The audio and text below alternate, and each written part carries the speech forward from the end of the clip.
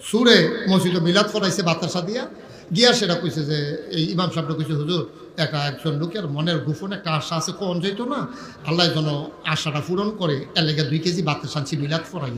তো হুজুরও তো আর বুঝছে না তে কিতা আবার হুজুর বেশি গেছে হুজুর আমাবস্যাটা কবে? তো হুজুরে পঞ্জিকা চাইয়া কয়ে দিছে আমাবস্যা সোমবারে, কইতে শুক্রবারে মিলাদরা ভালো হইব করে সময় আমাবস্যা। তো হুজুরও তো মনে করছে এবারে বোধহয় বনাজি ওষুধ টষুধ খাইব লেগেছে আমার বসা বিচারতে আছে।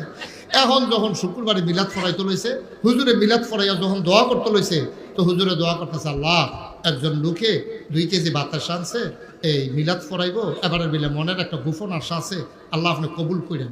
তো হাতে ফিসেন দিয়া কয় হুজুর রাইতরা যেন বেশি আন্দাজ থাকে। তো হুজুরে আবার দোয়া করছে আল্লাহ রাইতরা মিলে বেশি আন্দাজ হলে সুবিধা হয় তো তুমি রাইতরা কিন্তু আন্দাজ করে দিও। তাই আবার ফিসে দেখো হুজুর লেলিরা বাতাসও যেন থাকে। তো হুজুরে আবার দোয়া করতেছে আল্লাহ লেলিরা বাতাসও দিও।